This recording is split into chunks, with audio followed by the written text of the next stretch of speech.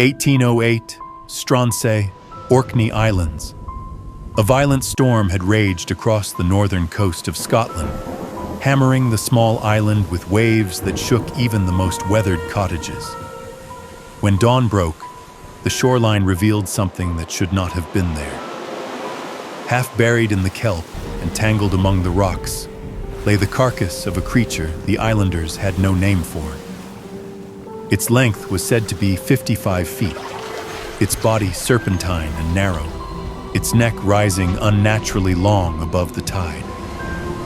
Fishermen whispered that they had seen sea monsters before, in fleeting glimpses on restless nights, but never had one been caught by the land itself. The people of Stronsay had long feared the waters. The Norse settlers before them told stories of the sea serpent Jörmungandr, the world encircler, rising to swallow sailors whole. In Gaelic folklore, there were whispers of the Ich Uisge, the water horse, luring men to a watery grave. For generations, strange currents had pulled boats into the deep, and fishermen claimed to hear low moans rising from beneath the black water.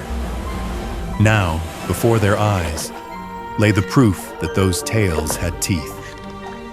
The sheriff of the island measured the carcass carefully and noted its 3 pairs of fins, its rough mane of bristly hair, and the stench that seemed to carry the weight of centuries.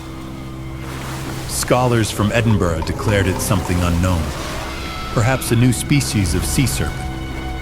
Yet others muttered of the basking shark, the whale, or a trick of decay.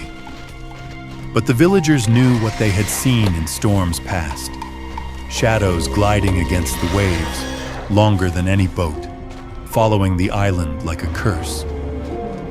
And here is where the story turns. The storm of 1808 was not the first to bring a beast to Orkney's shores.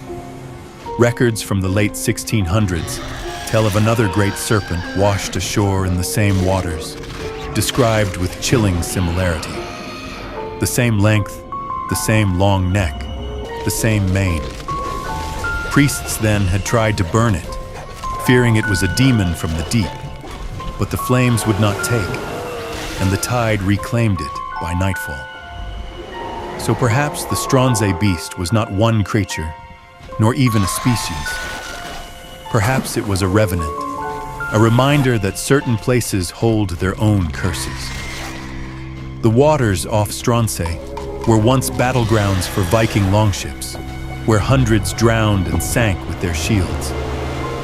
It is said that the sea does not forget the dead, that their anger takes shape, twisting flesh into forms meant to terrify the living.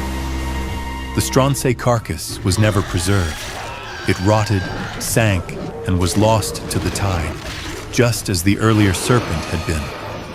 Yet still, fishermen report shadows under their boats in the waters of Orkney, moving against the current, too large to name. Perhaps the sea does not breed monsters at all. Perhaps it remembers us, and in remembering, it creates something that should never walk the earth or swim beneath it. Because in Stronsay, the dead do not rest in the ground. They return in the water, wearing the shape of beasts, and they wait.